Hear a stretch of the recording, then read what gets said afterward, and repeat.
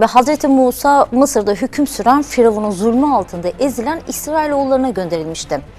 O dönemde Mısır'da çok tanrılı bir din anlayışı mevcuttu. Hathor da bunlardan biriydi. Ra'nın kızı, Horus'un karısı olmasından dolayı en önemli tanrıçalardan biriydi. Kozmos'tan sorumluydu. Mezopotamya, Irak, Suriye, Mısır ve hatta Hindistan yarımadasını kapsıyor ineğe tapınma inancı.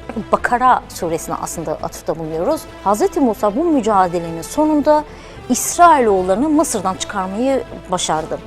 Daha sonrasında Rab İsrailoğullarından bir inek kurban etmelerini istiyor ve Hz. Musa'nın Allah'ın varlığı ve birliği adına Hathor'la olan mücadelesi de başlıyor böylelikle. Merhabalar sevgili izleyiciler. Bugün sadece yeni bir video konusu değil, aynı zamanda yeni bir playlist konusu ile de karşınızdayım. Hathor playlistinin ilk videoları Hz. Musa ve Hathor ile alakalı olacak. Önce Hathor kimdir onu tanıyalım hep beraber. Bildiğimiz gibi Hz. Musa Mısır'da hüküm süren Firavun'un zulmü altında ezilen İsrailoğullarına gönderilmişti. O dönemde Mısır'da çok tanrılı bir din anlayışı mevcuttu. Hathor da bunlardan biriydi, tanrıçalardan biriydi ve aşk, neşe, dans ve evlilik tanrıçası olarak kabul edilirdi. Yunan mitolojisinde Afrodit'in özdeşi kabul edilir. Babil mitolojisinde karşılığı İştar, yani Sümer mitolojisinde İnanna idi desek yanlış olmaz sanırım. Hathor kimi kaynaklarda güneş tanrısı Ra'nın kızı ve gök tanrısı Horus'un da karısı olarak geçer. Ve bazı figürlerde memelerinden süt akan ilahi bir inek olarak da çizilir.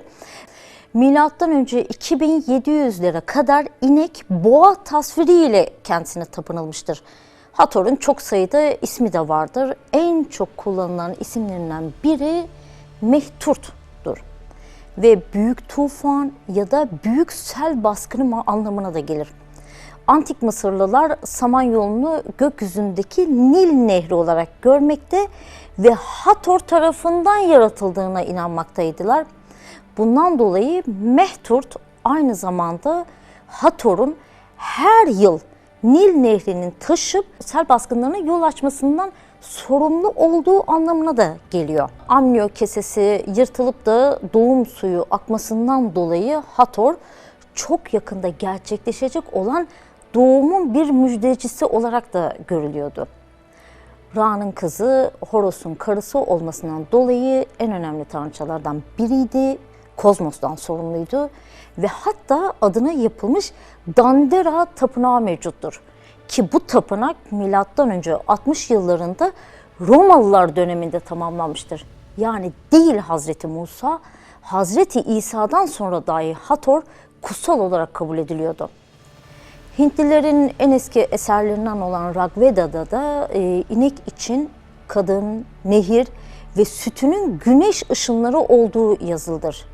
İneğin kozmosla ilişkilendirilmesi Mısır'daki dişi tanrıça Hathor inancı ile paralellik gösteriyor. Gördüğümüz gibi Mezopotamya, Irak, Suriye, Mısır ve hatta Hindistan yarımadasını kapsıyor ineğe tapınma inancı. Hz. Musa böyle bir ortamda Mısır'a peygamber olarak gönderildi. İsrailoğullarının kendisiyle birlikte gelmesine müsaade etmeyen Firavun'a karşı çok ciddi bir mücadele yürüttü. Onlara Allah'ın emirlerini getirdi. Hz. Musa bu mücadelenin sonunda İsrailoğullarını Mısır'dan çıkarmayı başardı.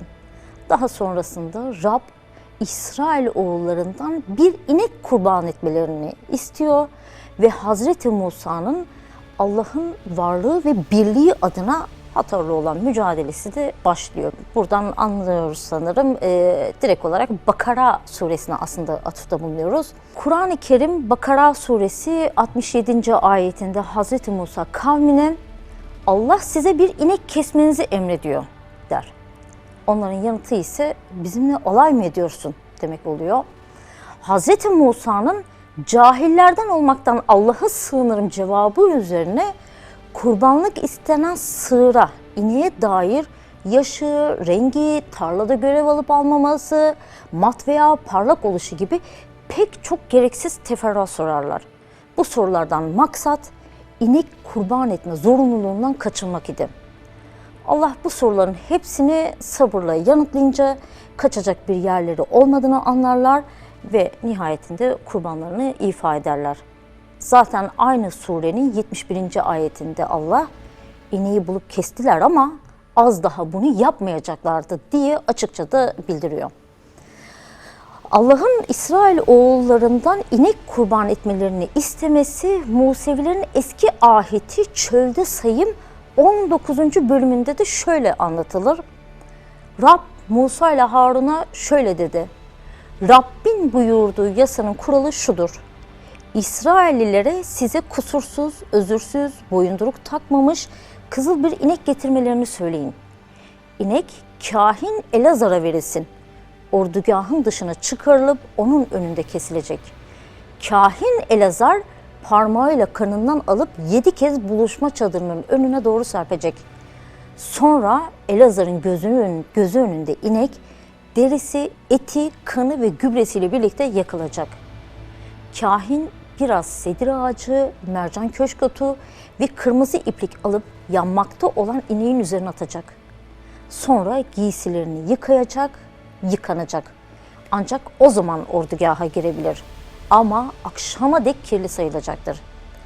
İneği yakan kişi de giysilerini yıkanacak. O da akşama dek kirli sayılacak. Eski ahitte kusursuz, özürsüz, boyunduruk takmamış kızıl bir inek şeklinde kurbanın özellikleri belirtilirken bu özelliklerin nasıl saptandığı ayrıntısı Kur'an-ı Kerim'de detaylı olarak açıklanmıştır. Bir inek kurban edilmesini Allah özellikle istemişti. Zira İsrailoğullarından Rablerini birlemelerini, yani tek ve eşsiz olduğuna iman etmeleri isteniyordu. Bunun yolu da eski taptıkları sahte tanrılardan kurtulmaktan, ona inanmaktan vazgeçmekten geçiyordu.